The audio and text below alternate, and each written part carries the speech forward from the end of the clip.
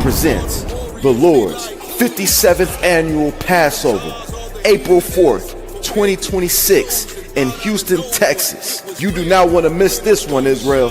Shalom.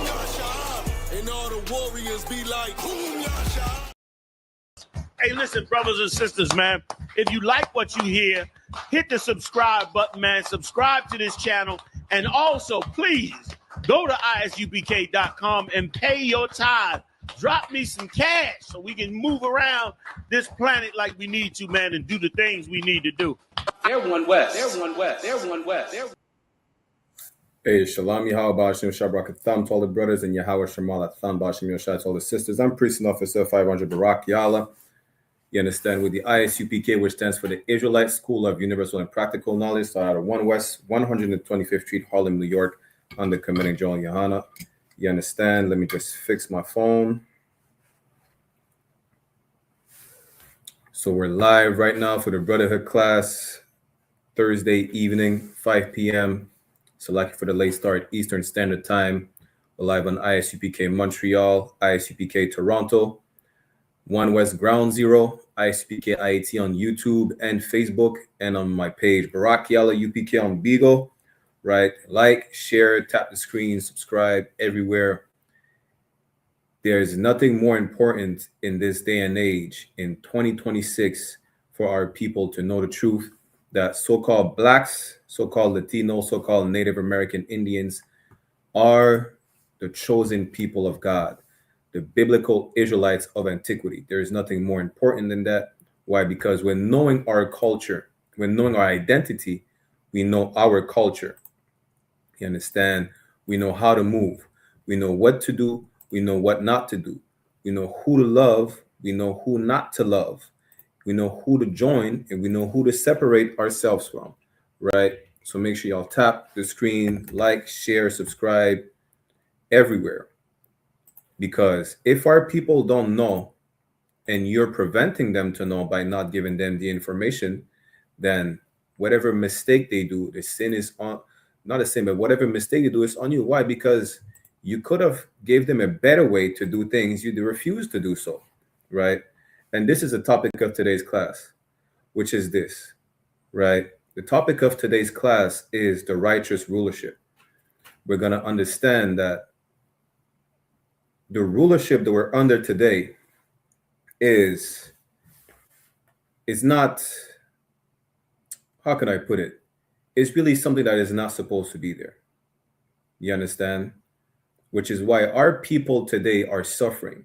The whole planet Earth, the nature, the waterways, the animals, everything is suffering right now because of who is in power, who is in authority. And the beautiful thing with knowing who we are is that we are establishing the kingdom of God, the kingdom that Christ spoke about when we're praying for the Lord, when he showed us how to pray. You understand? This is the topic of the class. We're about to bring out a few articles, a few posts from the late news that's been going on throughout the planet Earth. Anyone has any questions or comments, put it in the chat, right? I.S.U.P.K Indianapolis says, how do I get the copy? Salakia, I think that might be Captain Kapash. Yalbashin Shabakata, sir. I will get with you right after class, I want, because I have this on my StreamYard. Again, for those on Beagle who wants to see the articles I'm about to share or whatnot, right? Let me just fix my headpiece. You could go on our YouTube channel. You understand? And again, any questions or comments, y'all just put it in the chat. But let me just start with this precept for you to understand the context of the class. Let's go to Proverbs chapter 29, verse 2. Because it's so important to understand that everything that's going on around the planet today, regardless of how you feel about it, the wrong people are in rulership.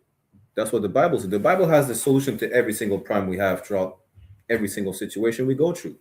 Proverbs chapter 29, verse 2 says, when the righteous are in authority, the people rejoice. And for the longest time, we haven't seen no one rejoicing about who is in authority, right? And I'm talking about the main powerhouse, the main empire. Today we would say it's the white man's world. Some would say it's America. Really, is the Edomites, or the devil the Bible speaks of, as Christ called it, right?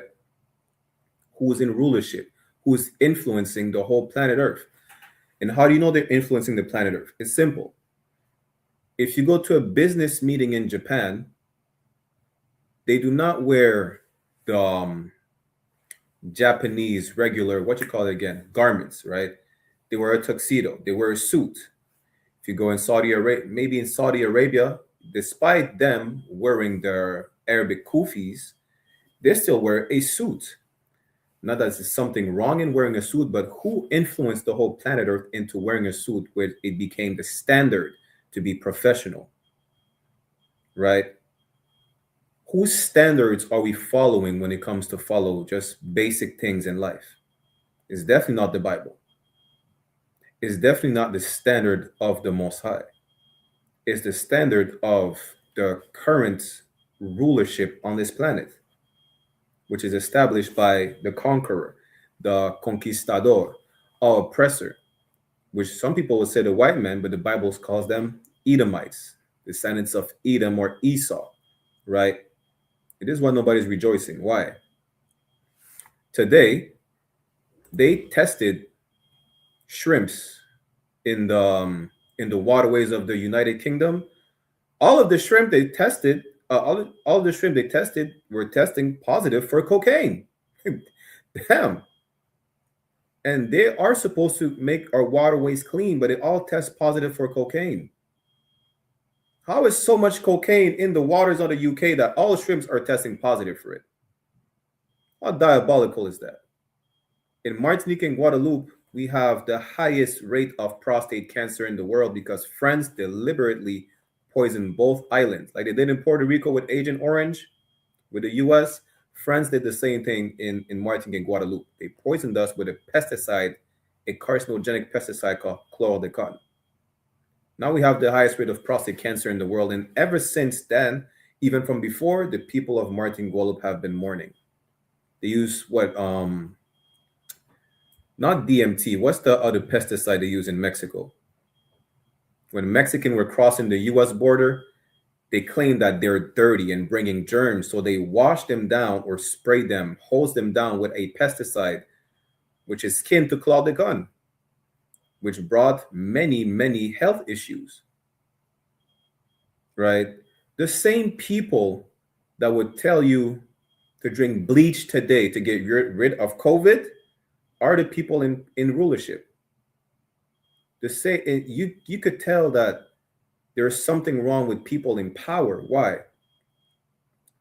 Because Epstein's Island has been going on for so long under our noses, like it was damn near normal. This is the problem with today's powerhouse, today's rulership. They're not righteous. What do you know? How do you know what does it mean to be righteous? Anyone in the chat could put the answer if they know. What does it mean to be righteous? Because the Bible just said, when the righteous are in authority, the people rejoice. In order for the people to stop mourning, to stop complaining, to stop suffering, the rulership or the ones that are in authority have to be righteous. But what does it actually mean to be righteous? According to the Bible, anyone could explain. Anyone could try or attempt to explain, right? What does it mean to be righteous? Let me give y'all a few seconds before I give you the answer. We have to understand this. What does it mean to be righteous? Salaki. Young man Charles in the building. Shalom Yabasha Shabakatha on YouTube. He said, keeping the laws, obey the Lord. Damn right. Can you show me in the Bible righteous people keeping the commandments? Can anyone show me that? Is there any precept that would link being righteous to following the commandments? Shout out to Youngman Charles, always in the building with us. If y'all are not sure, that's no sweat. Shout out to everyone on the Beagle. Yahweh Shemala Thaba, Shem Yahushai.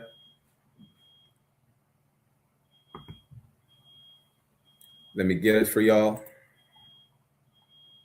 Let's go into the book of Luke, chapter 1, verse 5.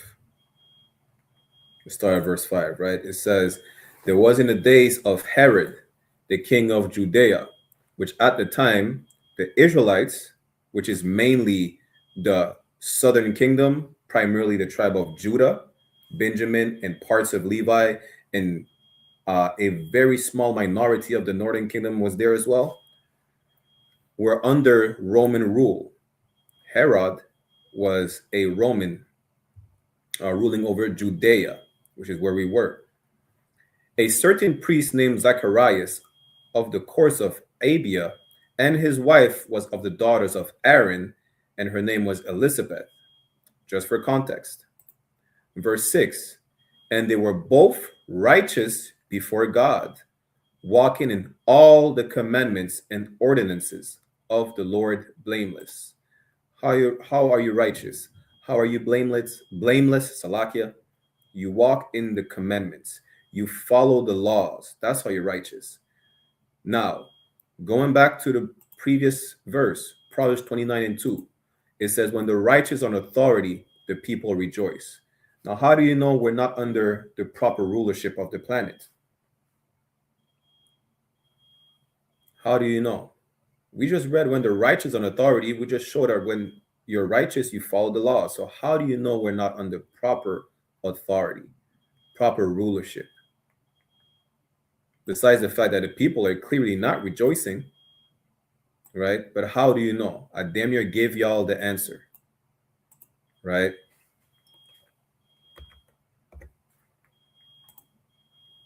How do you know we're not under proper rulership or authority? At the same time, we'll get a definition of what it is. What does it mean to be? What the definition of authority, right?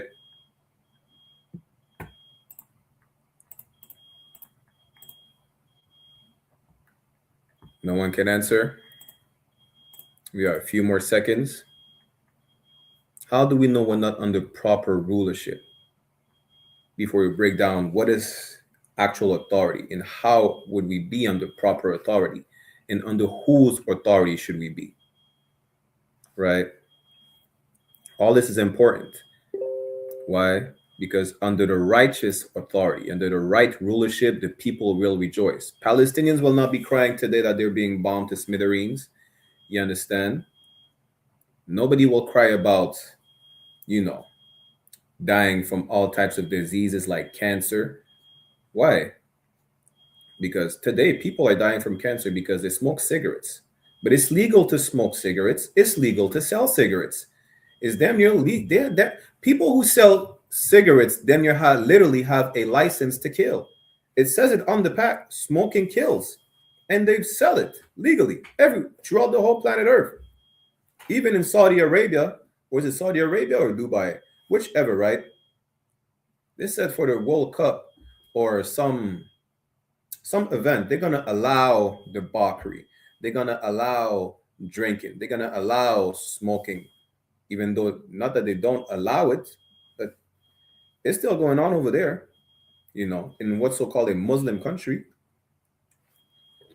Young Ming Charles said this in the chat. He said Esau is an authority. That's part of the answer, but really understanding that being righteous, right? You're not wrong, Ak. But understand that being righteous means following the laws. How do we know we're not under righteous authority? How do we know we're not under proper righteous rulership? Right? You damn near answered the questions earlier when you said it's keeping the laws. You have part of the answer. Esau is an authority. But it goes, you're not wrong in what you're saying, all right? But let me put it in perspective for you. Maybe you get it then. People are seeing the next superpower as being China, right? Some people will say after America, the next superpower is China. White people are trying to exterminate everybody and make the whole planet white, under their white supremacist rulership. Once more, the Arabs want the planet under Muslim rule, right? in Canada and in America, the East Indians are coming in. They're trying to create a India 2.0. But how do we know any of these, how do you say, alleged new rulership would not be a righteous rulership? How do we know? I give you all a few more seconds before I give you the answer. Then we're going to go into the definition of authority. We'll see how it is important for us to come back to establish, well, not to come back, but to establish really the kingdom of God on earth, right? Brother by brother, sister by sister, brick by brick. You're going to see how important it is. Let me give y'all a few more seconds to lock it for the background noise. I don't know what's going on with the neighbors, but let me give y'all the answer. Understanding that being righteous is following the laws. So the brother said, why are we not in righteous rulership today? Because Esau, who's what we call today white people, right, are ruling, which is not incorrect. But what is the correlation with the potential next superpowers, China, India, the Muslims?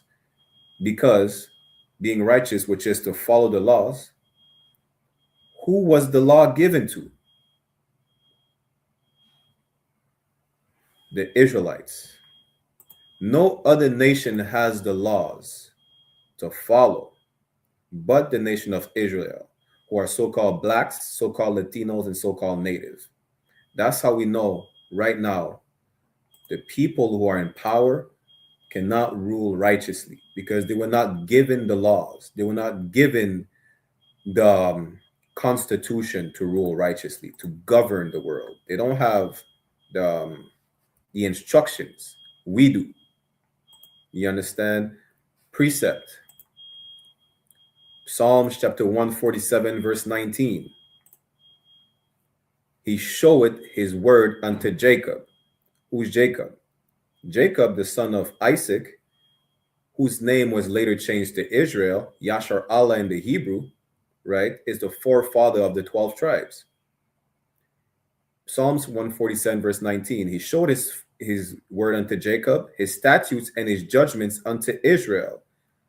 His word and his statutes. Statutes is not a word for law. Was shown unto the nation of Israel. You understand? Therefore, what? Only the Israelites are able to rule righteously. It doesn't say all the nations were provided the word, all the nations were provided the laws or the statutes, only the nation of Israel.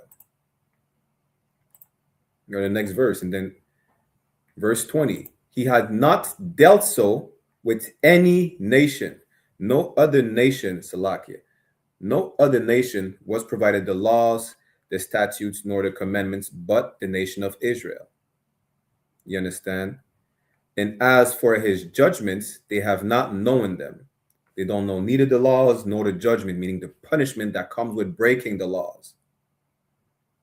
Therefore, they are not no nation, whether it's the next Chinese superpower, the Muslims, the East Indians, none of them could be next or could be ruling righteously on the planet, because ruling righteously is to rule with the laws, the statutes, the commandments.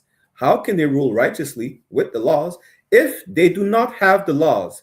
If they were not given the laws? It's simple. They can't. Someone on the YouTube says Shalom. It's the actual pronunciation is Shalom. Shalom comes from the Jewish man, is a bastardization of Shalom, but no sweat. Shalom Ak or Shalom Sis, right? Now that we established what is righteous rulership and who can rule righteously, let's understand what is authority, right? Because this is the topic of the class, righteous rulership, righteous authority. And we just established that we understand, really, when you understand this, is what do you understand now that you know that righteous rulership is ruling with the laws of the Lord? Besides the fact that no nation but our nation is supposed to rule. Besides the fact that it's prophesied and that we're the only nation with the laws, is that you can understand how, You can understand how Epstein Islands could have been so prolific right under our nose. You can understand because the wrong people is in rulership.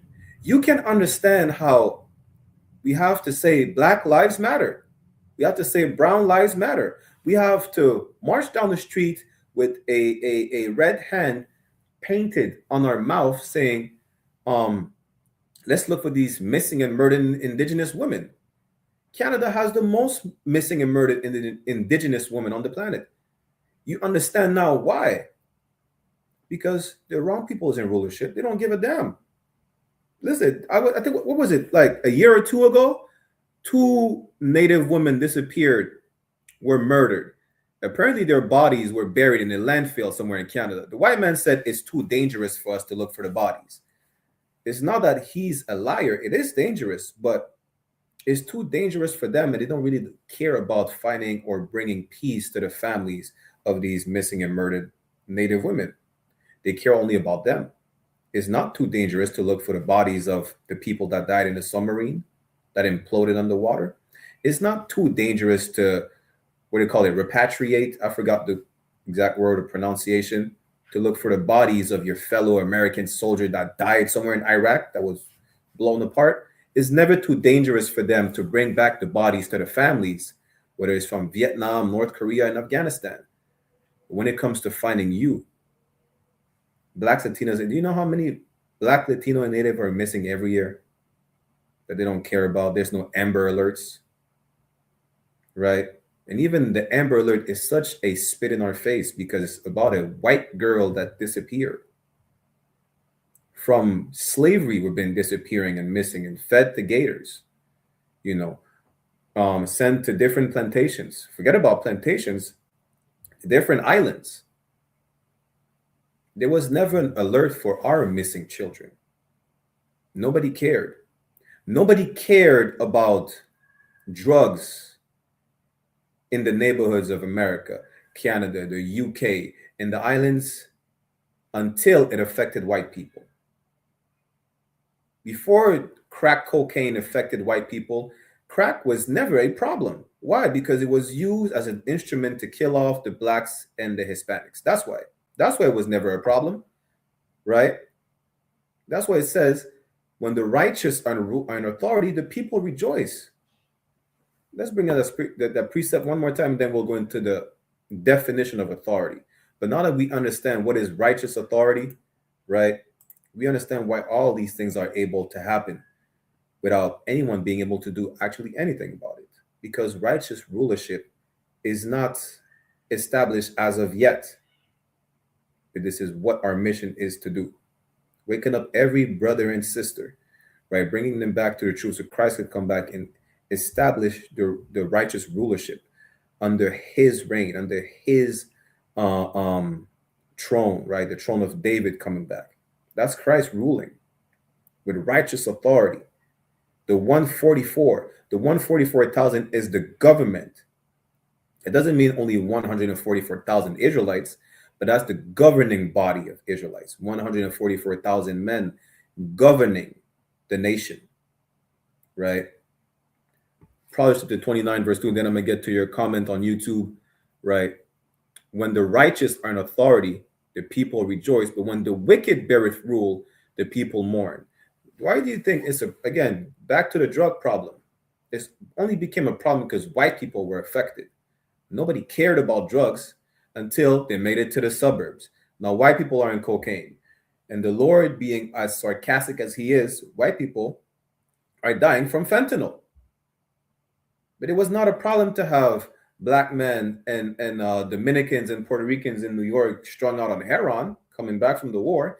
It was never a problem to have French Benjamites from Martinique, Guadeloupe, French Guyana on cocaine and heroin. It was never a problem until Jimmy showed up to his mom's doorstep, high as hell, not even able to get up.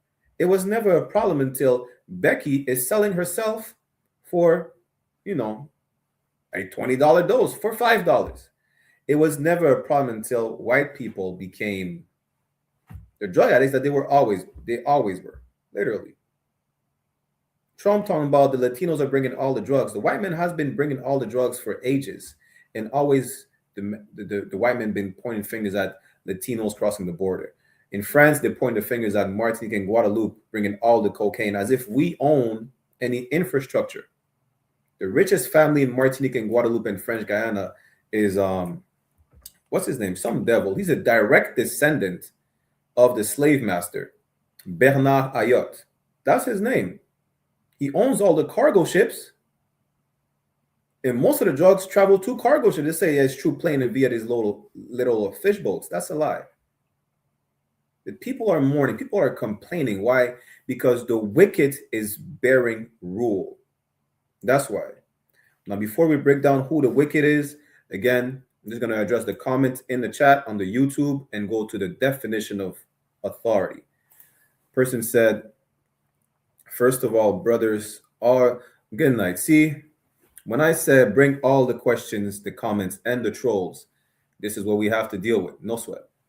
So Baudet said, first of all 12 tribes are Negro descent. It does not matter the language or heathen identity. If they are not Negro descent, they are not Israelites. First of all, you have no say into who's an Israelite or not. You follow the white man. You understand? You want to talk about Negro descent? SHALAM came from the white man. Listen, you know what you should do? What you should do is either listen to class and study, take notes and study. You understand? Or it's Thursday night. You could call Cross the Line Radio tonight, 10 p.m. Eastern Standard Time, and argue and bring your non-informative information to Captain 10,000 Kataza. You understand? That's what you should do. Or maybe you should go back to kiss the white man's ass like you do all the time. That's what you should do, right? See, the problem is with individuals like these, what they do is they listen to the white man and they want to keep Black, Latino, and Native divided. Because really, even these terms, so-called black people are not literally black. You know, according to the definition of Latino, I would be Latino because I either speak a Latin language or are part of Latino America, which is the Caribbean islands. Now, as far as being Native, how can you tell who's Native and who's not? Because when it comes to Latinos of Negro or indigenous descent, regardless of their skin complexion, are Israelites. And you cannot judge someone or tell who's an Israelite by skin complexion. Let me see if I could get a picture before we get back on the topic. Because I have a problem with these individuals. Because what you do is you follow the indoctrination of the white man, which is colorism. You look at someone by how they look, you could tell who they are by how they look. If that's the case, then you would believe Bob Marley is an Israelite, right? Because he has melanin, because he has what people call kinky hair. But the Bible says this. We're going to segue for a second and get back to the topic. The Bible says this, Numbers chapter 1, verse 18. And they assembled all the congregation together on the first day of the second month, and they declared their pedigrees after their families. Your pedigree is literally your lineage, right? Or your bloodline. By the house of their fathers. You are the seed of your father. Whatever your mom is, wherever you're born, you're the seed of your father. It's like, for example, you take an orange seed and you plant it in a field full of apple trees. When it springs out and bears fruits, it's not going to bear both oranges and apples, or oranges with apple features. It's going to bear oranges. You understand? Regardless of where you plant it at. There's no such thing as a mix. You don't go by how the orange looks. The orange comes from the seed. You understand? Now, as far as colorism, that only started what? During the chattel slavery, to put value over another slave. That colorism plague is what plagues the island of Hispaniola. That's why Dominicans and Haitians hate each other, because of the colorism indoctrination of the white man. You understand? That's why El Salvador had to damn near kick out all the black Salvadorians to the neighboring countries of Guatemala and Honduras, because of that ideology of colorism. About it. I don't know if you're a brother or a sister, but you suffer from colorism. That's the thing. You suffer from colorism. You understand? Now, let me give you an example. What's the brother name again? The UK brother. Let me see if I could find it real quick. I'm gonna just show a quick picture of two people that you will not be able to tell if you have the same mindset of this brother or sister in the chat. You will not be able to tell who's an Israelite or not. Stephen Graham, right? Stephen Graham. Y'all see this person? A lot of people would say this man is white. Is it him? Or is it another guy? Let me see. I think it's him. If Stephen Graham,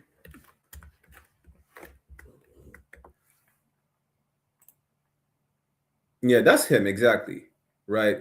So Stephen Graham looks like a regular white man.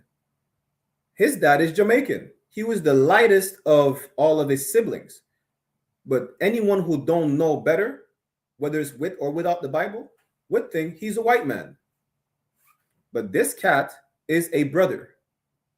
You understand? His father is a Negro, Jamaican descent, as opposed to Bob Marley, whose father is a descendant of, I think, Scottish or Irish slave masters in Jamaica.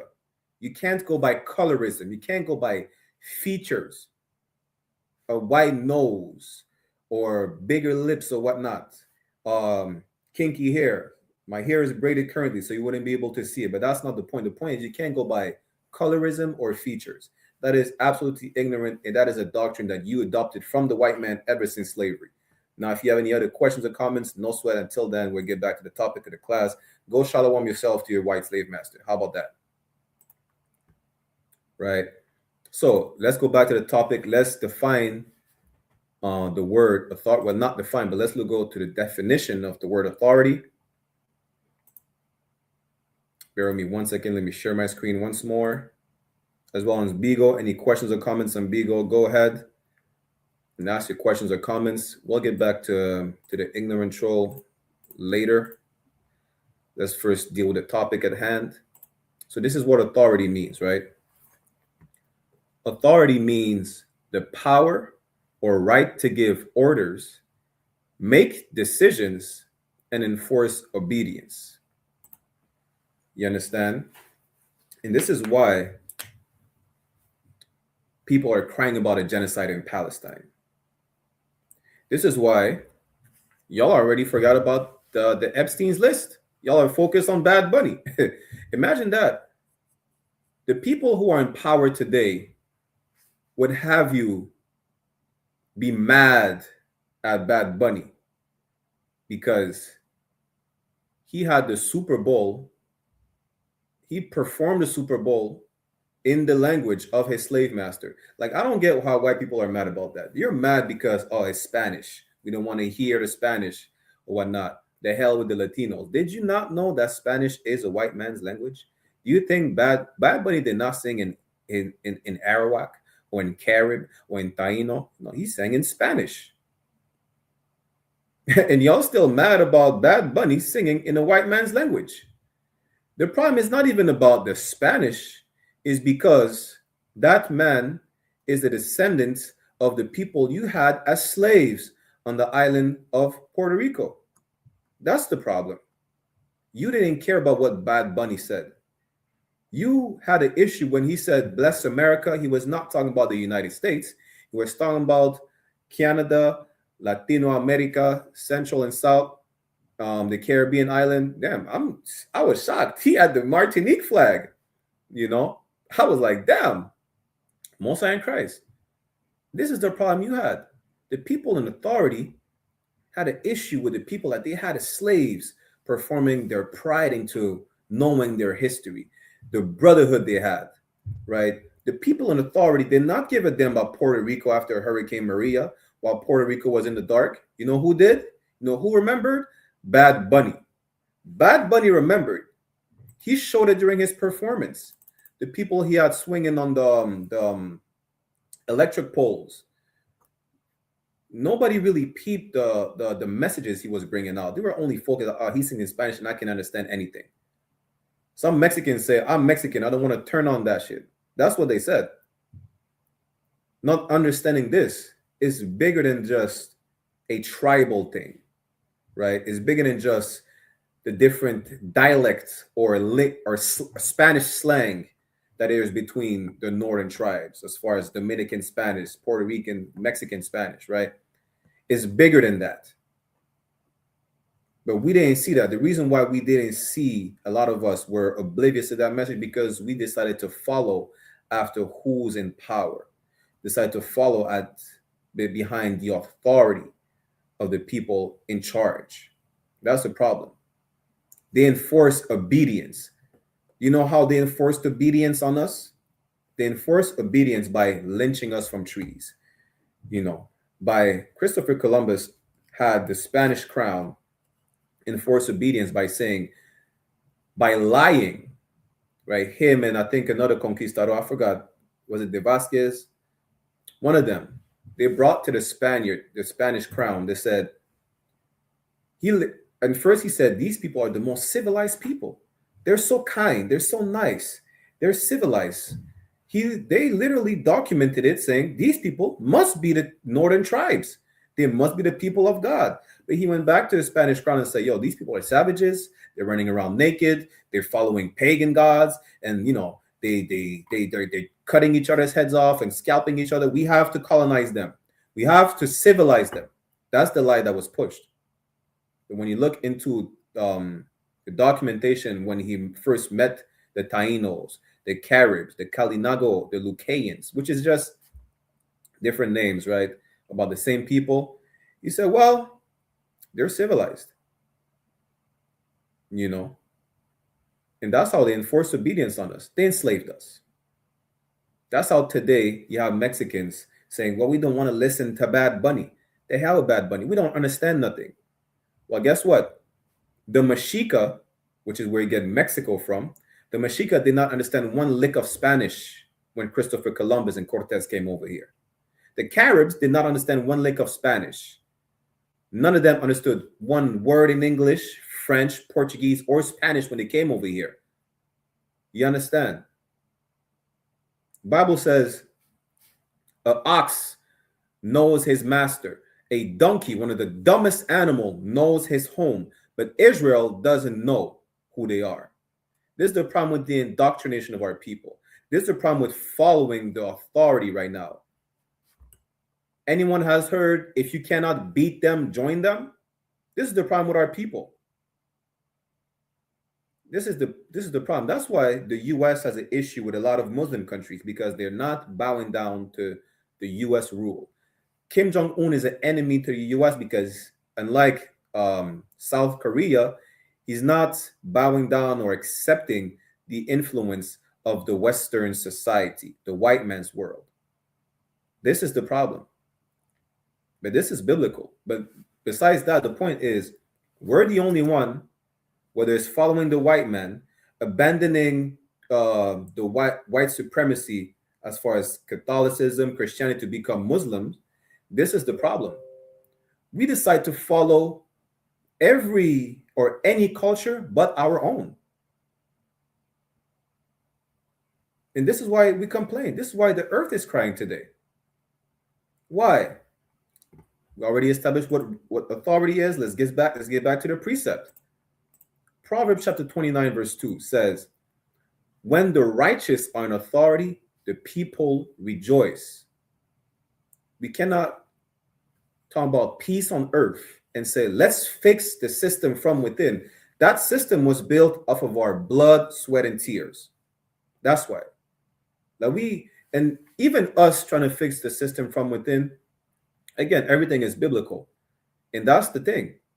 We were conditioned to reject the Bible, saying we were enslaved with the Bible, when that's a lie. They brought Catholicism, which is not in the Bible. They brought Christianity, which is not in the Bible. And there are different branches, being Protestants, Baptists, or whatnot. None of these branches of the Roman Catholic Church is in the Bible. None. They said they give us a Bible to read. They didn't.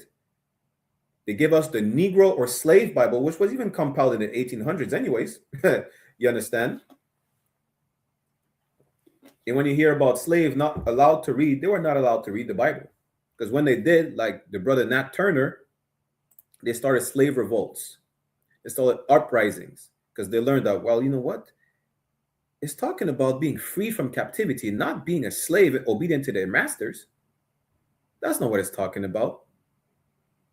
You understand? But Salaki, real quick, when you look into it, the slave Bible was compiled of mostly, they removed like 90% of the Old Testament and 50% of the New Testament, and kept verses like servants obey your masters. They don't read the next chapter where it says masters obey your servants. They don't include that though. You understand? When you look into the Bible, the 1611 King James, the most accurate translation from the Hebrew and the Greek, you find out that it's all about one people specifically. How these people came on the scene, how God chose a specific people from a specific man, from Adam down onto Noah, from Shem, you understand, Abraham, Isaac, Jacob, the 12 tribes, how there was a contract, you understand. There were rules to follow. They broke the rules, which was the downfall of the nation. It's about the birth of a nation, their downfall to their redemption. That's what the Bible is all about. From Genesis to the Apocrypha to Revelation. That's what the Bible is all about. You understand? That's it. If you could tell me otherwise, fine, no sweat. You're going to have to prove your claim. Because again, Proverbs 29:2 says, when the righteous are in authority, the people rejoice. But when the wicked beareth rule, the people mourn. Now, do not forget, I'm going to show you who are the wicked. And whoever you want to argue in the church has said the wicked is the one against God. The wicked is the devil. The wicked is the evil. But what does the Bible say? Not what your pastor say, not what the church says, but what does the Bible says? The Bible identifies who are the wicked on the planet Earth. And don't worry, listen, troll in the chat. I'm going to get to you just now, but bear with me 1 second. Let's go to Job chapter 9, verse 24. It says, the earth is given into the hand of the wicked. You know what people will say when they hear that? It says, well, the evil is ruling over the earth, right?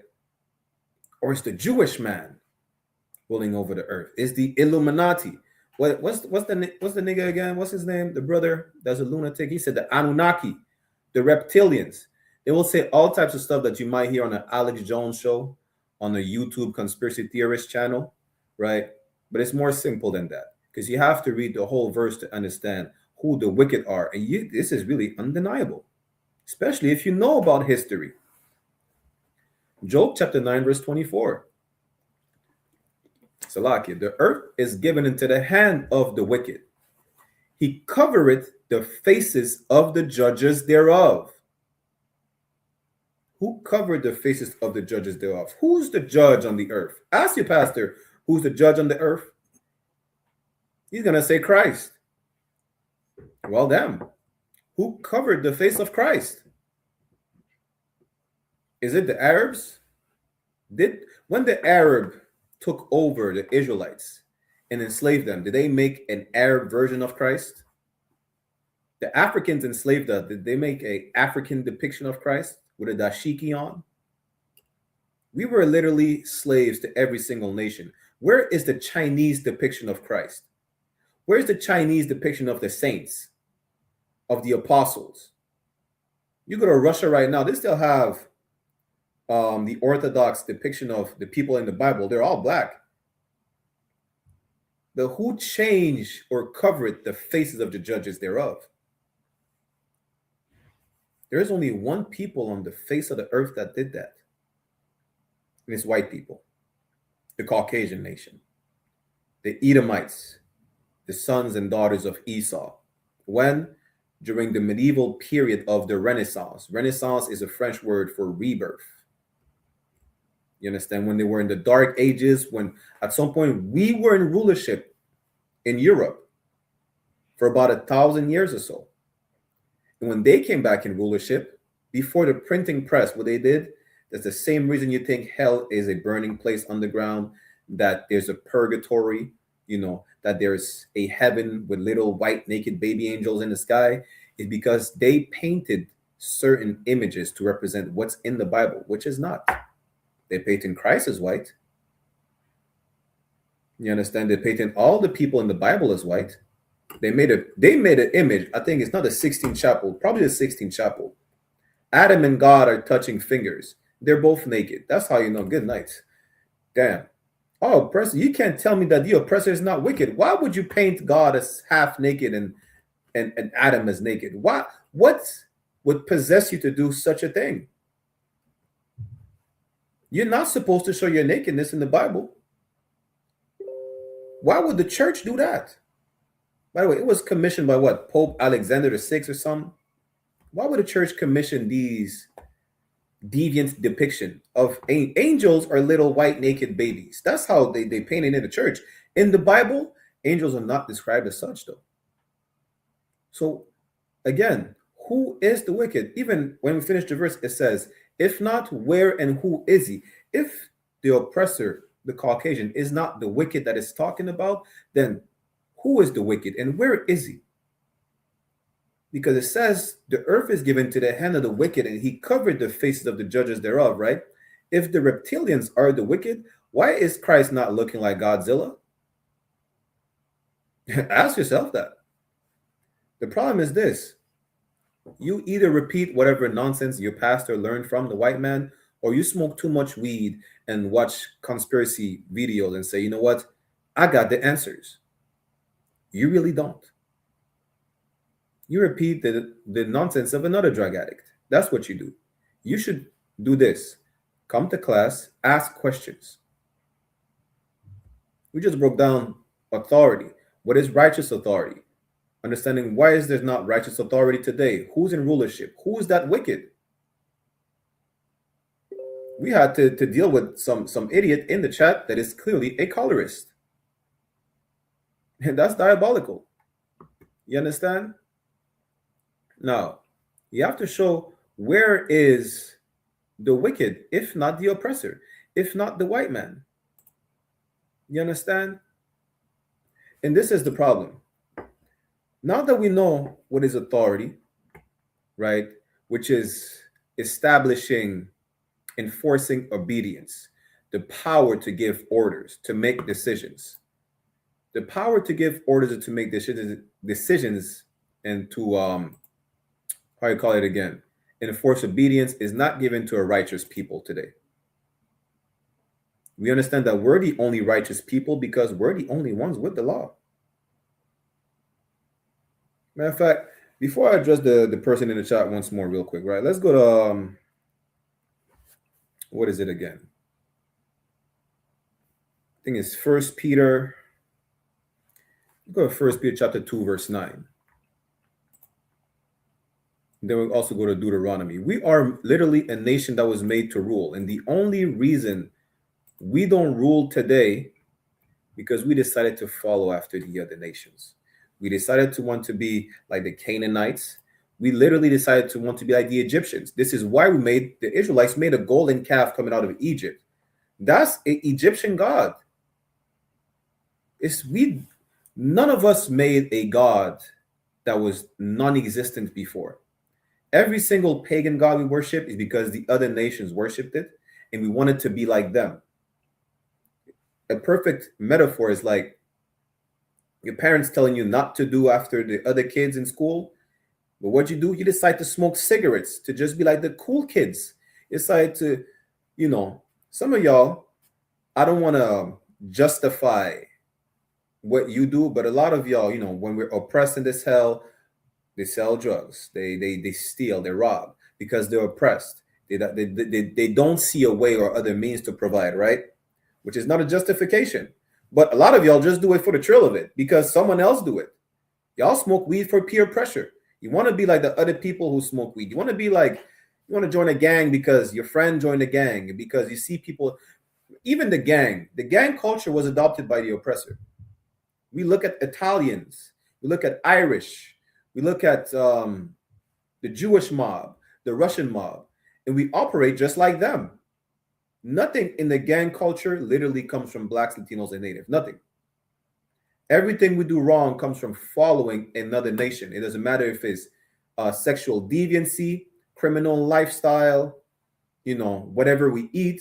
We didn't today in all of our throughout the tribes, pork is damn near the most famous food that we're not supposed to eat.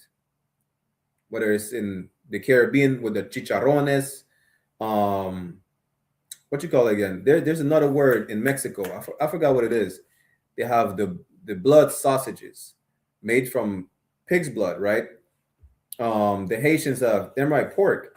The Haitians have how do they call the Haitians again? Griot. In Martinique and Guadeloupe, we have boudin. It doesn't matter.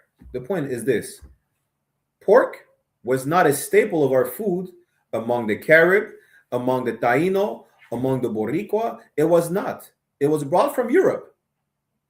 Everything we do that is wrong for us to do, we get it from the other nations. You understand? Now, let's go to 1 Peter chapter 2, verse 9 real quick. About it, if you could stay in the chat, if you could, I'm going to address you in a second. Just bear with me. 1 Peter chapter 2, verse 9. But ye are of a chosen generation, a royal priesthood. It's talking about the nation of Israel, not everybody. How you know it's not even talking about everybody? Because it says it starts with being chosen. Only the nation of Israel was chosen, not everybody on the planet. It says a royal priesthood. Who supposed to sit on the throne? That signifies royalty. Who has the scepter? The nation of Israel. Christ, specifically the tribe of Judah. Christ is the scepter. Christ is sitting on the throne of David, a direct descendant, a physical descendant of David, the physical son of Joseph. Why? Because unlike what the church teaches, Mary was not impregnated by a ghost. Joseph and Mary had sex just like your parents had sex. This is how you make babies. This is how Christ was conceived.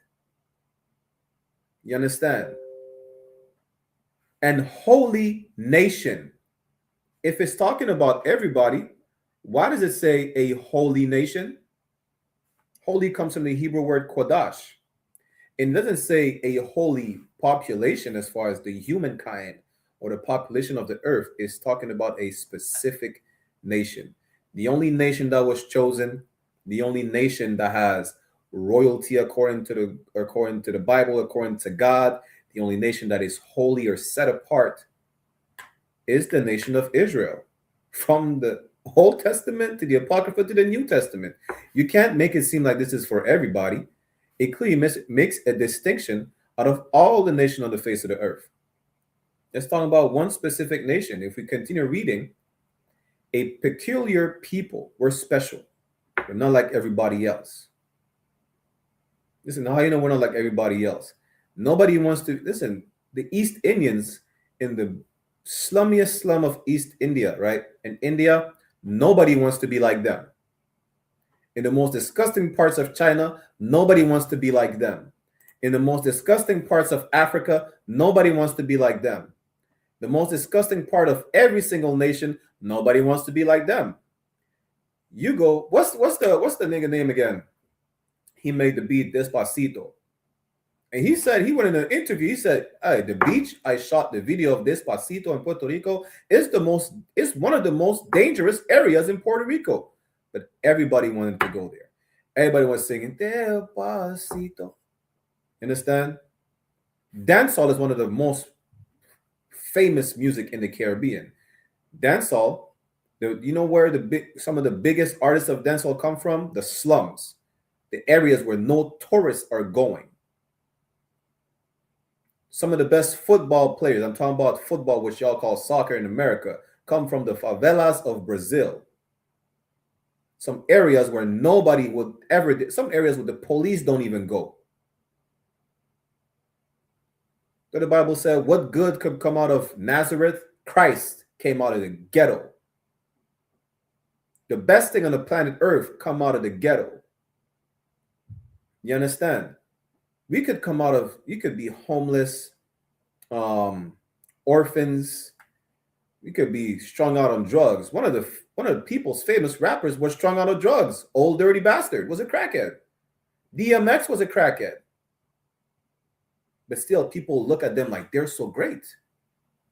We're being the worst condition on the planet Earth, and we're special. We're so great. Literally, the Bible says we're the salt of the earth. Clearly, it talks about, listen, if you don't believe it talks about Blacks, Latinos, and Native, I don't know what you believe. Stop smoking weed. Stop going to church. Or just, matter of fact, go to church and ask them, who is it talking about? And if it's talking about the whole planet or the believers of Christ, or when they talk about, what you call it again? Those whosoever believeth in him, is clearly talking about a specific nation, a specific people. Who was the priest? Ask the pastor. Who was the priest? You understand? Ask them. And let's see if they're going to tell you the truth according to the Bible, or they're going to lie like the church taught them to. But that's talking about you, Blacks, Latinos, and Native, the nation of Israel. You're the royal priesthood. You are royalty. What should royalty do? Should royalty be ruled, or should they rule? Should royalty govern, or should they be governed? We already established what is righteous rulership. Let's finish the verse real quick. That ye should show forth the praises of him who hath called you out of darkness into his marvelous light. Who was in the darkness? And how was the people that is described right here in the darkness? How? Anyone could answer. And what is light? Precept.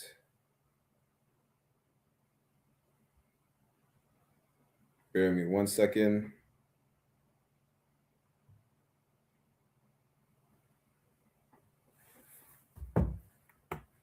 Precept.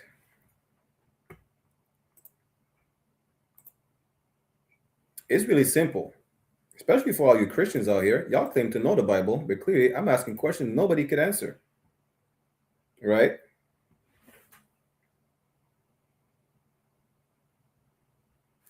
For time's sake, I'm going to give it to y'all because I have some comments to address on the YouTube, right? This is Proverbs chapter 6, verse 3. This is how you're going to understand. Illumination, Ben said illumination and intelligence. You don't want to say, no, that would be incorrect, right? Because intelligence, you could have a degree. Our people have degrees, and they're intelligent according to what being intelligent is, but they're still in the darkness. I'm going to show y'all what is the light, right? This is Proverbs chapter 6, verse 23. This is how you know what is the light and what people was led into the darkness but came to the light, as we just read. Proverbs chapter 6, verse 23. For the commandment is a lamp, and the law is light. That's what the light is. The commandments, the statutes, the laws, which was given to whom? The Israelites. That's the light. That's what keeps us out of the darkness. That's how it keeps you from being, from unaliving each other. The light, that commandment, being brotherhood. That darkness that you're in when you have high blood pressure, how do you get out of that? By following the law, statutes, and commandments. By not eating pork, shrimp, crab, lobster, catfish, conch shell, which we call lambi. You know how to not be lost in the darkness of being a prostitute? You know how? Is to stay with that man. You know how to not be lost in the darkness of being a sodomite? Right? Is to not sleep with another man's wife. Because for those who don't think it's gay to sleep with another man's wife, it's absolutely gay to dip yourself where another man dips. I'm going to just say it like that, not to be too graphic. You understand? To not be lost in the darkness of the LGBTQ community, you do not adopt that lifestyle, which you adopted from the other nations. The law is light. The commandment is our lamp. That's how you know when it's talking about in 1 Peter 2:9 that ye should show forth the praises of him who hath called you out of the darkness into his marvelous light. The light is the commandment. The light is the law. You understand? That's really what it is. We get to the comments. Symbol of truth, wisdom, power, righteousness. Well, as we read, right? That symbol of righteousness, for those on YouTube, I'm also live on Beagle, so I'm addressing the comments and questions. That symbol of righteousness is the law. Following the law is being righteous, right? That's the law. The wisdom. Let's get to the word wisdom. About it, I'm going to get to your comment in a second as well. Now, what is the wisdom of the Israelites? Again, as a reminder, everything is biblical. The Bible has the solution and the definition and the keys to all of our problems. Deuteronomy chapter 4, let's start at verse 5 for context. Let me get to your other comment in a second.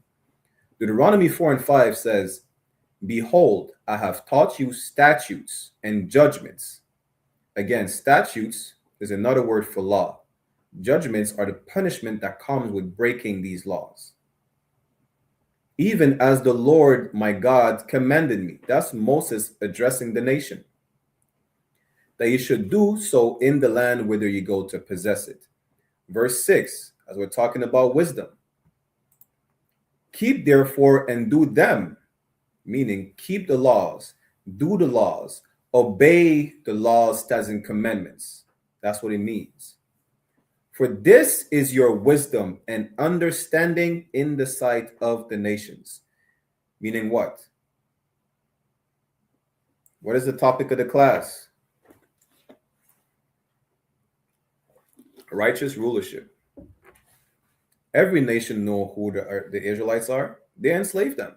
They kept records. They know that they'll be better under our rulership. Let me finish the verse and I'm going to break that down for y'all. But this is the wisdom.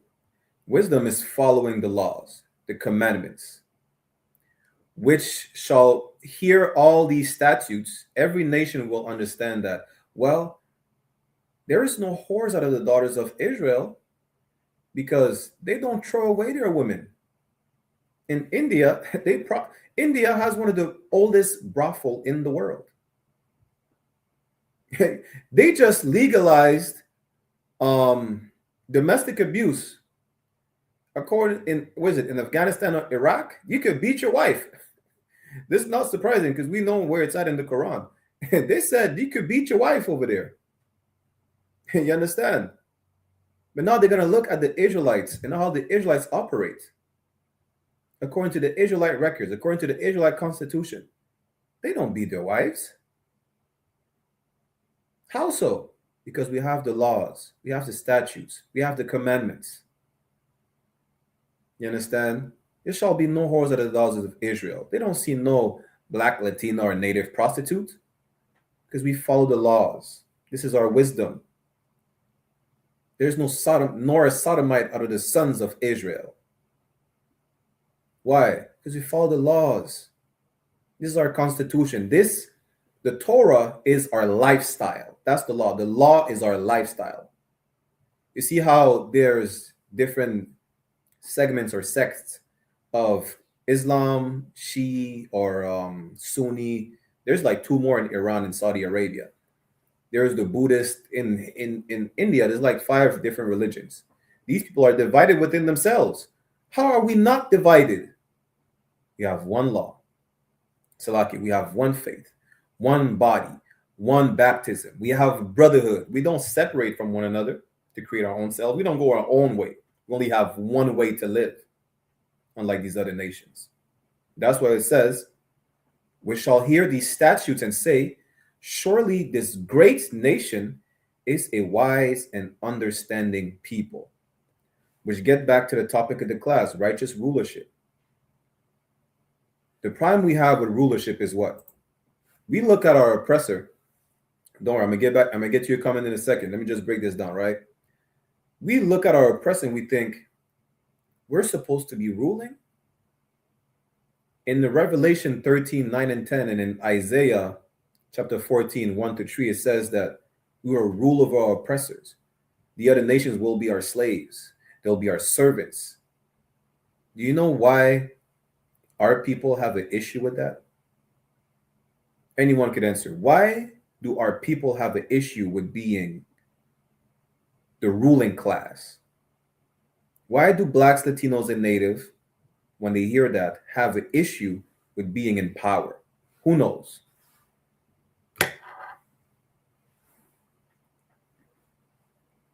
So we could get to the person's comment. I forgot if they said they were a brother or a sister. Who knows? Why? We gave y'all a few seconds and we respond for time's sake. Who knows why?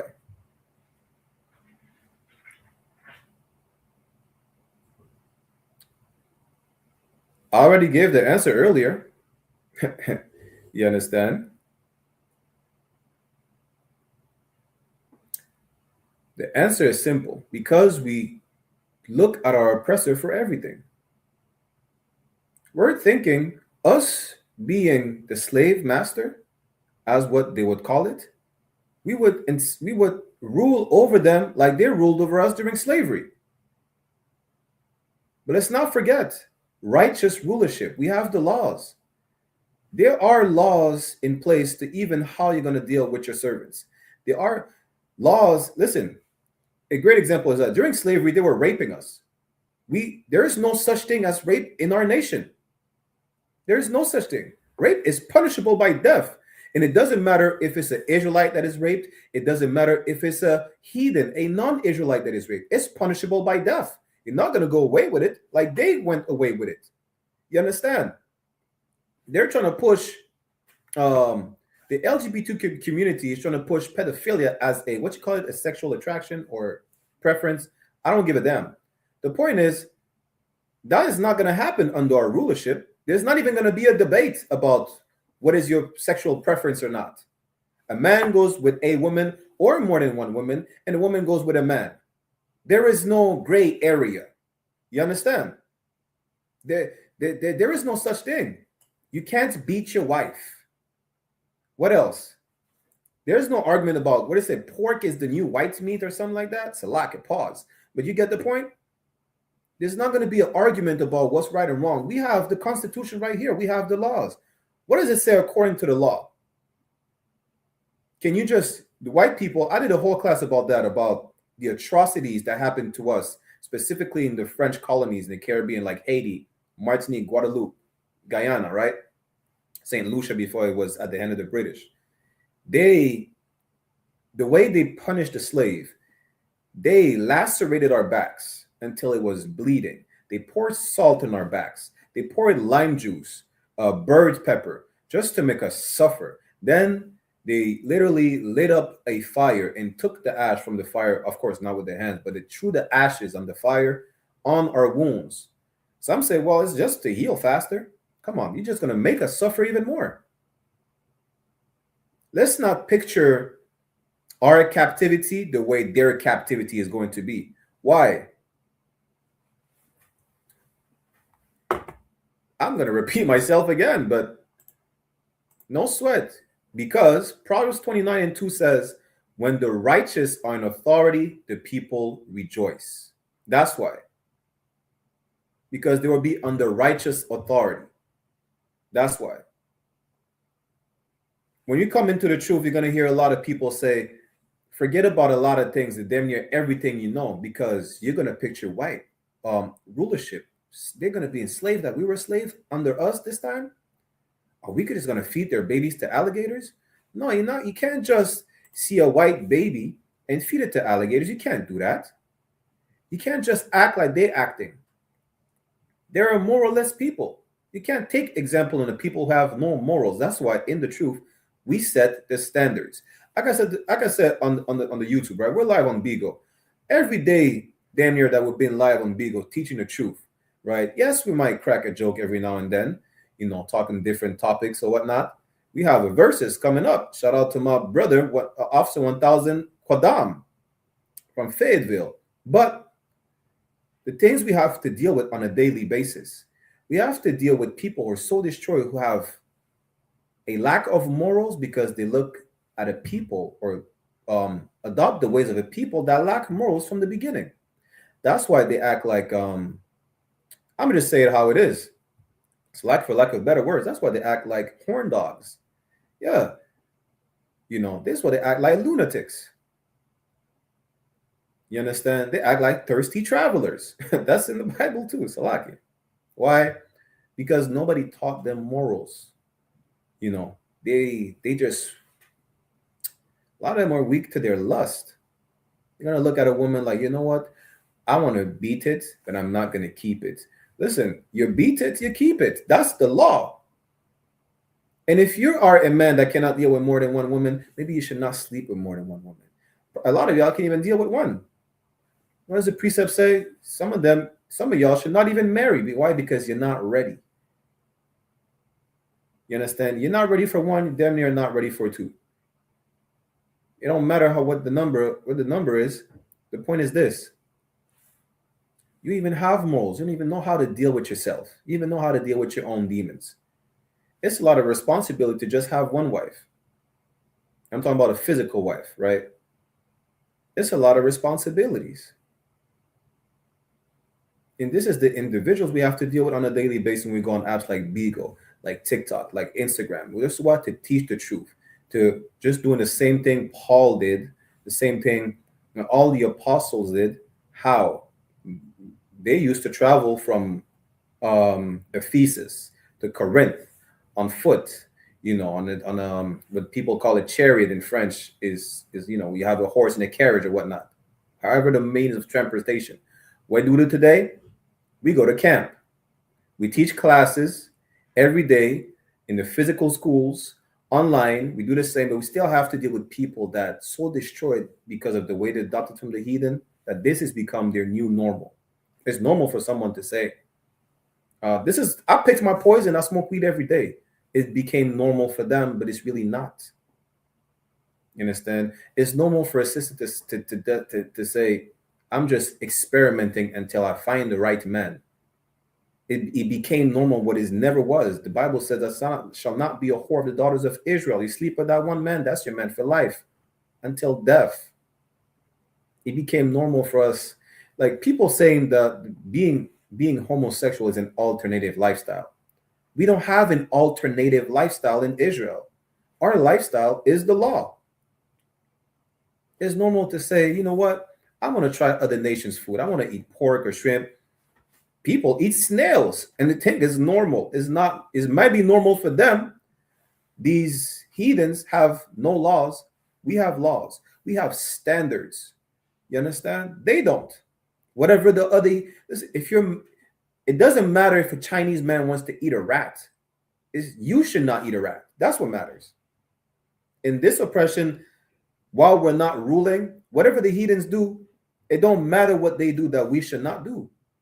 We just should not do it. Let's just not do it. You get it? Now, in Afghanistan, they beat their wives. It has nothing to do with you. It's a horrible thing. We're not going to deny it. But what about you? How do you treat your woman? How did the woman treat her man? How do y'all treat the children? According to the law. Everything, you have a question, always refer to your constitution, which is the laws, statutes, and commandments. In other words, the Bible. You know how to deal with a brother when you have an issue? What does the Bible say? What does the Constitution say? Just like every nation referred to their constitution, well, according to the First Amendment, according to the law, such and such and such, they all refer to their constitution. We're the only nation that refers to another nation's constitution, when our constitution is right here. A lot of y'all Constitution have been gathering up dust for the longest time. Why? Because you never opened the Bible in your life. You just listen to whatever people say about the Bible, which is not actually in the Bible. That's why you have to come to class. You understand? Listen to the real priests and prophets of the Lord.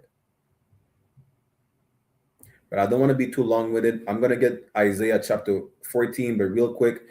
I don't know how many comments you put in the chat about it, but I'm not going to read all of them. But I do appreciate you boosting the algorithm. Keep doing that. Right? Now, what's the latest comment you said? If the prophet's word stands given by the Lord and Christ did not come to change the law, who are we to change the given genealogy of Israel due to our transgression? We do not have the authority. So first off, where did we change the genealogy of Israel?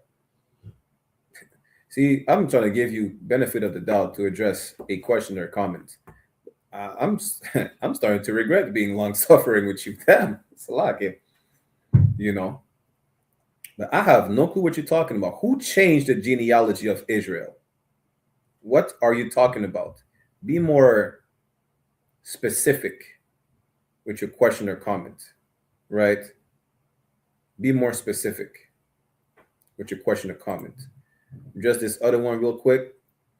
There is no justification for going into a woman outside of Israel, which the Lord has forbade Israel to do. We are to follow God, not God follow us. Many generations have sinned, does excuse our sin. What women of other nation are we sleeping with? We know interracial marriage should not be done. Are you referring to your unintelligent comment of being Negro only? Is that what you're referring to? Right? Because I just showed y'all a man that would not be considered a Negro only. If y'all did not know his father was Jamaican, y'all will think just by his looks, he's a white man. But he's the lightest of all his brothers. Like, what's the rapper name again? He's in the US. What's this rapper name? I don't like him. Because I don't like him because, you know, he's not a good rapper to me. Logic, that's the name. Logic looks like a white boy. Let me share a picture right here on the screen. Logic, dad, he's black. He's a Judite, a so-called Black American. Does he look like a Black American? Look at Drake. Drake, the rapper, his son, damn near has blonde hair and blue eyes. But Drake is a so-called Black American. His dad's from Memphis. Do they look like Black Americans? You see, this is what I try to give you benefit of the doubt. You understand? But you're saying something so stupid. If you're a brother, meaning a Black, Latino, or native of Negro or indigenous descent, you want to sleep with a Black, Latina, native woman of Negro indigenous descent, regardless of what she looks like, is not a sin. It's not. It's actually the only woman you can sleep with. You cannot sleep with a Chinese woman. You cannot sleep with a Caucasian woman. It doesn't matter if she has melanin like Bob Marley. You can't. You are the seed of your father. You are to stay within your nation. You understand? Now, Logic doesn't look like a Black man. Who else? Lenny Kravitz. Is Lenny Kravitz a brother? Let me ask you this. Let me put a picture of Lenny Kravitz. See, this is the problem. You can't deal with idiots. Now, again, no, I don't want that picture. This nigga looks like a sodomite. There you go. Lenny Kravitz, right? Is Lenny Kravitz a brother? Let me ask you this. Is Lenny Kravitz a brother? About it. Answer the question. Is Lenny Kravitz a brother? Because I'm running short on time for the class.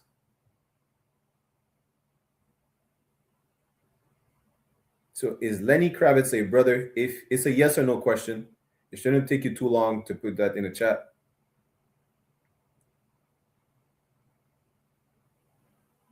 Google could help you. Just say yes or no. Someone said 0 Day said no. No sweat, but I want from Bout It. Is Lenny Kravitz a brother? CEO Lady Red on Beagle said, isn't he mixed? There is no such thing as a mix. Nubian Queen said, he's a brother. Well, Nubian Queen, what is your ethnical identity on your father's side? If you don't mind us asking, of course. I'm asking a specific question to a specific person. See, there's already 3 people who answered already. You should just say yes or no, or you don't know. Is Lenny Kravitz a brother before I move on? You sound dumb as hell.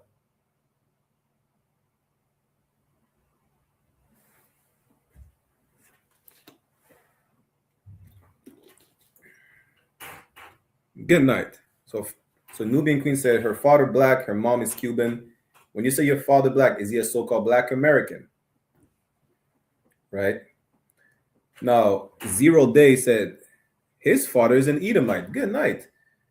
It was it 1, 2, 3, 4, 5 comments before you could answer about it. See, this is the problem. People say all types of stupidness, right?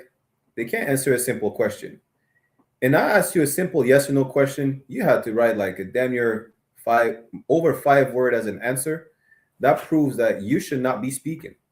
Lenny Kravitz, not mom, Salakia. Lenny Kravitz's father is a white man. He's a white Jewish man.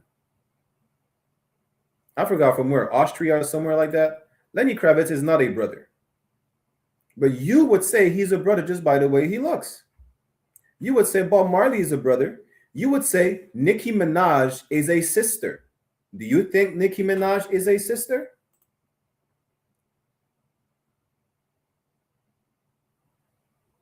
I don't even know if I should ask you the question because you're not going to answer. Nicki Minaj is not a sister. Nicki Minaj's father is a East Indian. She descends of Coolie East Indian indentured servants. Let me not drop my phone. Let me keep my phone like that. You understand? I ask you a question. You don't want to answer the question. I'm deflecting. No sweat. Lord be with you. See, this is the problem. When you are a Shalamite, you should just keep following and kissing the ass of your white slave master. Don't come over here with your stupidness because you're going to be dealt with accordingly and professionally. If you can't answer a simple question, don't even ask a question yourself in return. What gives you the right to ask a question if you cannot answer a question in return? You understand? Until then, you want to keep boosting the algorithm with your nonsense in the comment? Feel free to do so. Keep boosting the algorithm. Like, share, subscribe everywhere because the nation needs to know about the truth and about lunatics as yourself, right? Now, let's get to the precept before we end the class. Let's go to Isaiah.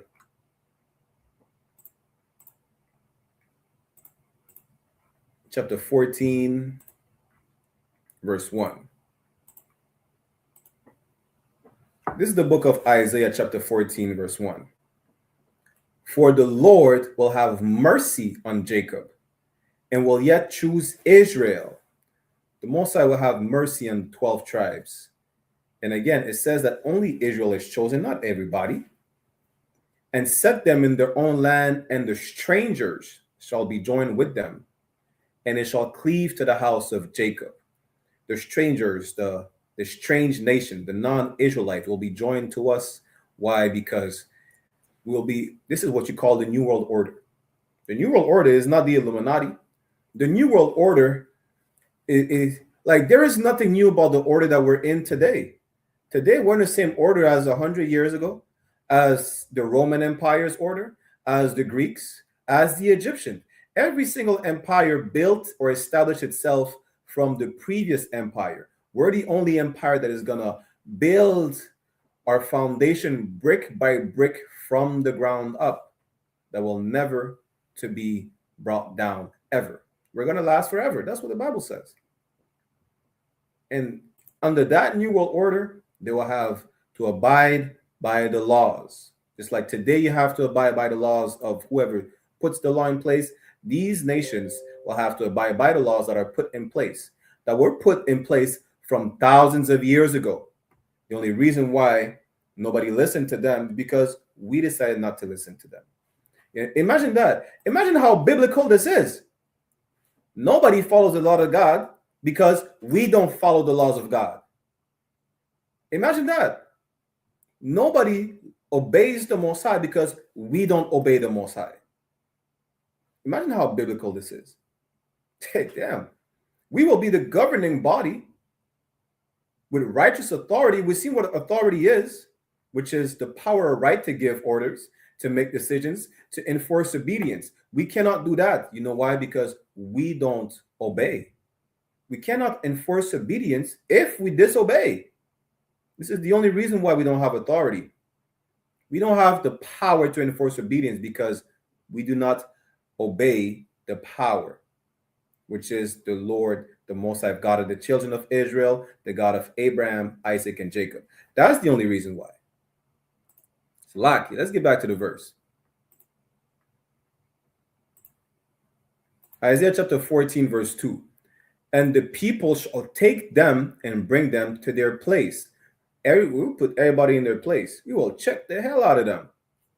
It's not going to be you have, like America today has an influence over the whole planet Earth. But you know what they do? They allow people to govern themselves within certain restrictions, to a certain extent.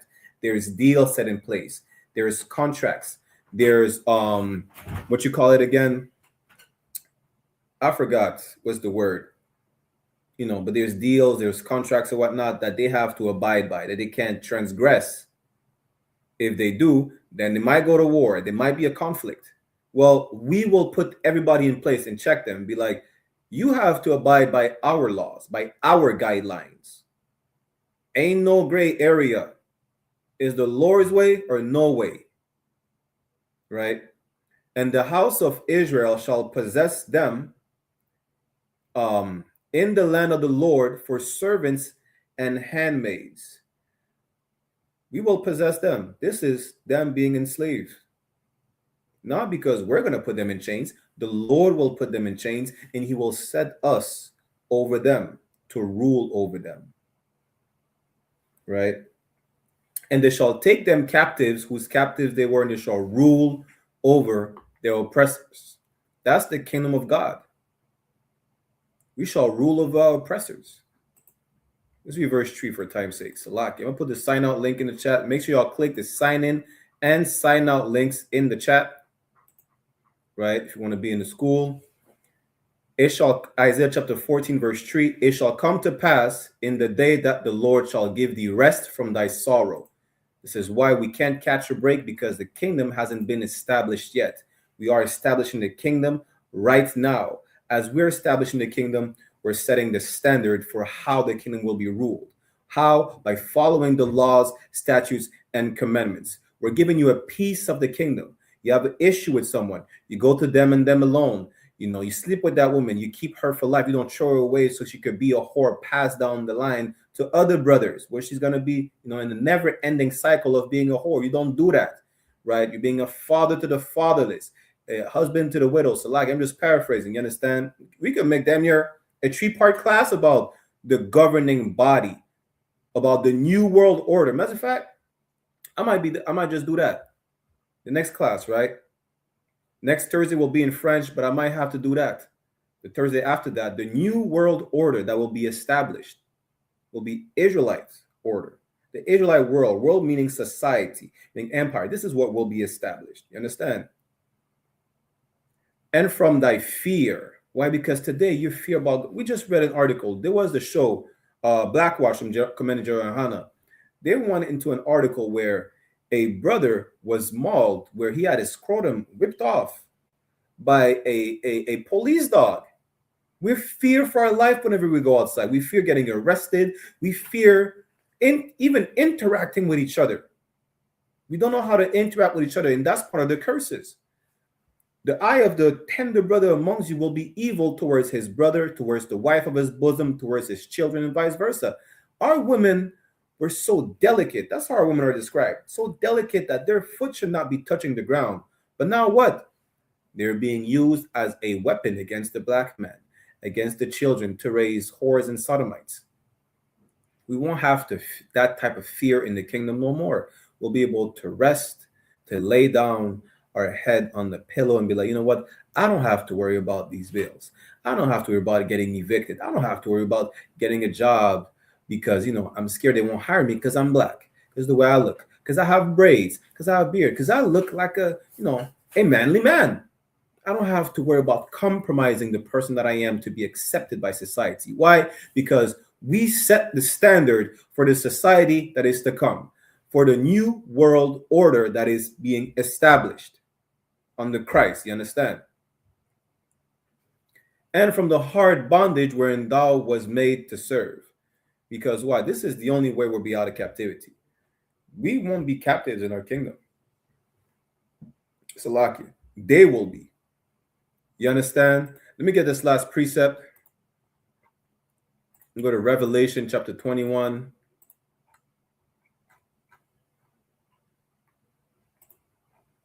We can start at verse 1. Hey, Shalom, War Chief.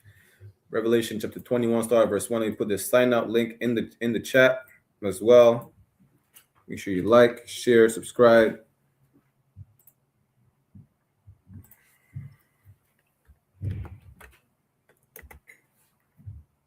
Revelation chapter 21, verse 1. And I saw a new heaven and a new earth. Ask your pastor if the earth is going to be destroyed. What about the new heaven? Why is there a new heaven? Go ask your pastor that. No Christian, Catholic, Baptist pastor could break down Revelation because they don't understand. They understand the context about everything outside the Bible and not in the Bible. This is right here. What we're reading about right now is the power shift. Right? This is the power shift. This is our kingdom is being established. Christ told us how to pray, that we wanted to establish the will of the Lord, the kingdom on earth as it is in heaven. We just read about the kingdom of the Lord in Isaiah 14. That righteous rulership will be established on earth. When it says the new earth and the new heaven, it's not in the literal sense where the planet will be destroyed and recreated again physically. You understand? This is just a change of rulership. This is what people call the New World Order, not the Illuminati New World Order. New World Order meaning a new society, a new empire, a new authority. You understand? That's what's going on. For the first heaven and the first earth were passed away, and there was no more sea. You understand? The sea, again, is a metaphor, like a sea of people. The same population or society that is today is going to be no more, because a new society will be established. That society that is there right now will pass away, will be gone. Again, you cannot think New World Order like this, the lunatics that intoxicate or medicate themselves. Why? Because their New World Order is the Illuminati, is the reptilians. But we're in the same world as the Romans, as the Greeks, as the Babylonians. It's the same society that's been established from the foundation of another society, of the previous one, I mean. Understand? Not from the ground up, but from the remains of the previous one. We established our society from the ground up, without the influence of another. You understand? Verse 2. And I, John, again, Revelation is a vision from John the Revelator. And I, John, saw the holy city, New Jerusalem, coming down from God out of heaven. Is a city just going to float down out of heaven? Ask your pastor that. No, again, it's the new world order being established. He's in the vision. He's seeing that in the vision. It's a dream. It's a vision. It's not literally coming down from the sky, right? But this Jerusalem, this governing body is established from the Lord. We are establishing the governing body following the laws, statutes, and commandments, right? Prepared as a bride adorned for her husband. Meaning what? That same way that that new world is going to be brought forth is the same way a bride is preparing herself. She's putting on that wedding dress. She's adorning herself, getting ready, that makeup, looking all pretty, looking all prepared to be brought to her husband. How are we preparing that? We're rehearsing the righteous acts. We're coming back to the Lord. we're bringing, we're perfecting our ways. What does it says in Luke? Luke chapter what? I think Luke 1 or 3 and Luke chapter 3 verse 6, or I'm just paraphrasing. It says we're making the crooked straight again. You understand? Like, I'm just going quick because we're running short on time. Let me go to verse 4 and then one more precept. Revelation chapter 21 verse 4. And God shall wipe away all tears from their eyes. This is what we read earlier. What did we read earlier? God shall wipe away all tears from the eyes. When the righteous on authority, the people rejoice. When the wicked bear rule, the people mourn. There'll be no mourning no more in our kingdom under our rulership. You won't have to cry about Palestine being destroyed. You won't have to cry about Epstein's Islands and all the child trafficking going on. It's not going to happen anymore in this righteous kingdom. It's not going to be allowed to happen. It's not going to be even brought forth. Why? Because it won't happen. You won't have to cry about children disappearing.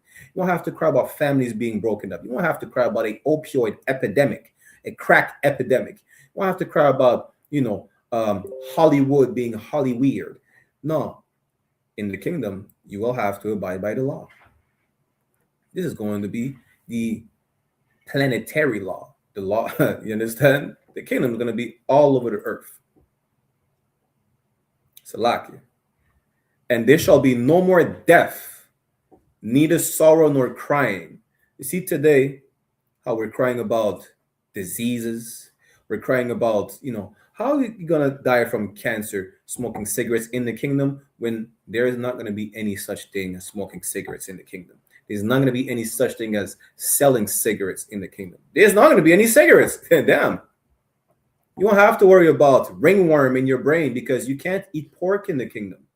You won't have to worry about whatever things you catch from eating oysters because you can't eat those type of seafood in the kingdom. If it doesn't have skins, fins or scales, it is not to be consumed. You don't have to worry about the monkeypox.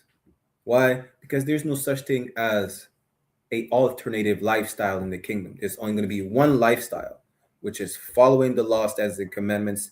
You won't have to worry about homosexuals spreading diseases. You won't have to worry about whoredom. You won't have to worry about, she left me. Why? Because in the kingdom, the law will be absolute. There will be no more death. There'll be no sorrow nor crying. There's not going to be any diseases. You won't have whatever is bringing death today, plagues, famines.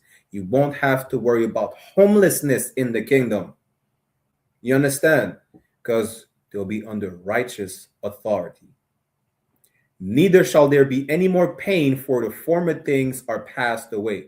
Everything that brings you pain, tears, death is going to be gone, faded out, passed away. Let me get this last precept and I'm going to end the class. This is the book of 2nd Ezra, chapter 6, verse 9. This is the New World Order right here. For Esau is the end of the world, and Jacob is the beginning of it that followeth. Esau, being the white man, is the end of this society. This is the last empire of any heathen that is to stand. Why? Because it says, and Jacob is the beginning of it that followeth. Jacob is the next kingdom to be established. And as it says in Isaiah 45 and 17, a world for everlasting, a never-ending world. Paraphrasing again. Our world, our new world order will last forever and ever and evermore and beyond eons. You understand? With that said, I'm Priest and Officer 500 Barak Yala with the I.S.U.P.K, the Israelite School of Universal and Practical Knowledge, under Commanding General YAHANNA. Right? We're going to end the class right here.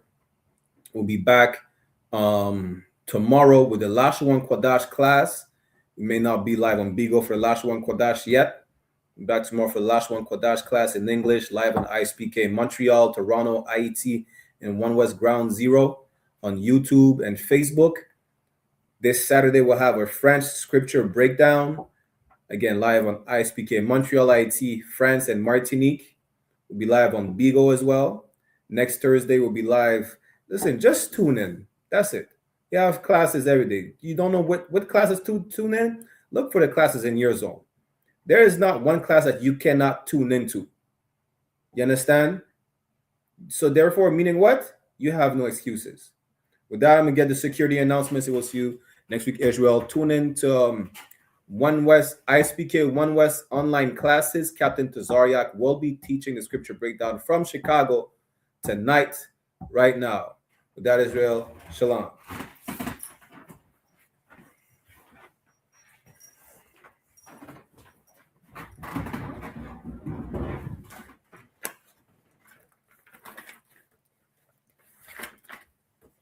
This is the I.S.U.P.K. security announcements. We are the I.S.U.P.K, the Israelite School of Universal and Practical Knowledge, started out at 1 West 125th Street, Harlem, New York, under Commanding General YAHANNA.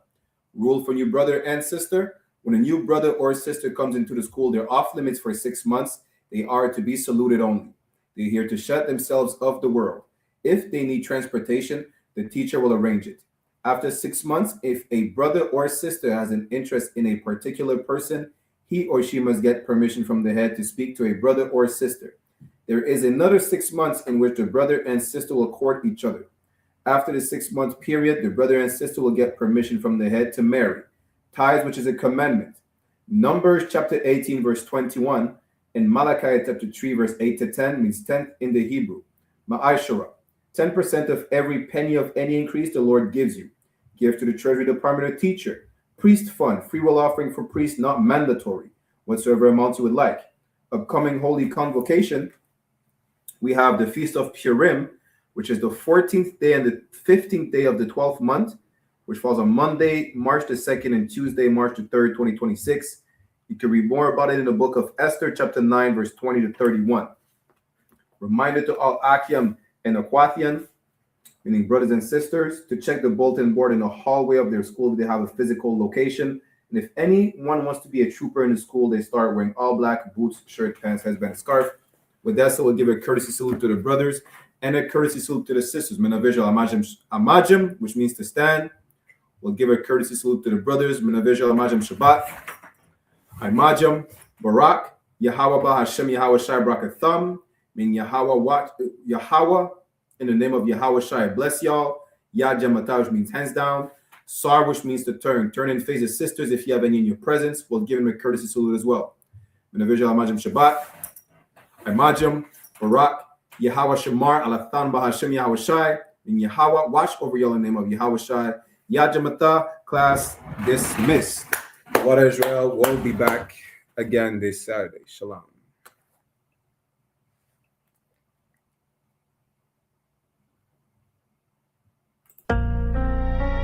Yeah. One West.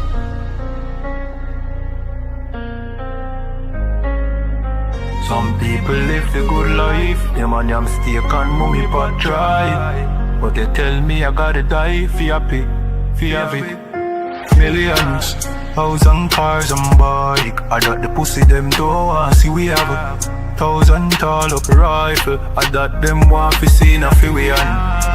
You know, give we food for we name. And when the youth use brilliance, fuck up the road like Gideon. You start call man pillion. The bad boy, true me said don't rush me a bad fly. And true me no got church, me no baptize. Don't tell me no heaven in a that sky when some people live the good life. Them and them steak and mummy pot dry. But they tell me I gotta die for happy. No joy for the black boy. They get to you, them a fuck up the road and tough up the code dust. No go below. See double 9 man a shuffle the board. And if you no know then, you know fi know. Matic in a waist, we no go lucky mode. This one West boy, get up your load. Who no know when, me no shoes and me no food and no clothes. We no do the posing, we no explode. Just a wait for the right time for we explode. Hustle man a hustle charge, you will make do and we can't wait for the next show. Some people live the good life. Them and them steak and mummy pot dry. Come and tell me I gotta die for happy. No joy for the black boy. Millions, house and cars and bike. I got the pussy them don't want see we have a 1,000 tall up rifle. I got them want to see na fi we on. You know, argue with food for win yam. And when the youth get original, fuck up the road like Gideon. You start call man criminal. In killer them a search for them heaven on earth. Man a fear fight with the devil from birth. Poverty a time for your Lego man shirt. Your man a fi stay blessed all when the land curse. All when the land curse.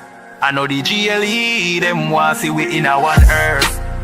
The bad boy, true me said don't rush me, you bad fly. And true me no got church, me no baptize. Don't tell me no heaven in that sky with. Some people live the good life. Them and them steak and mummy pot dry. But they tell me I gotta die, be happy. No joy for the black boy.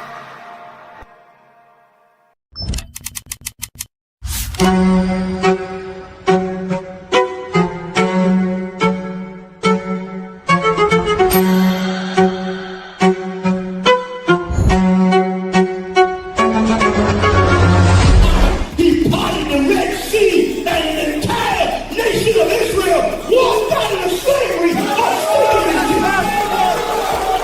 The I.S.U.P.K presents the Lord's 57th Annual Passover, April 4th, 2026 in Houston, Texas. You do not want to miss this one, Israel.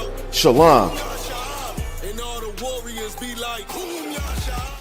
Hey, listen, brothers and sisters, man. If you like what you hear, hit the subscribe button, man. Subscribe to this channel. And also, please, go to isupk.com and pay your tithe. Drop me some cash so we can move around this planet like we need to, man, and do the things we need to do.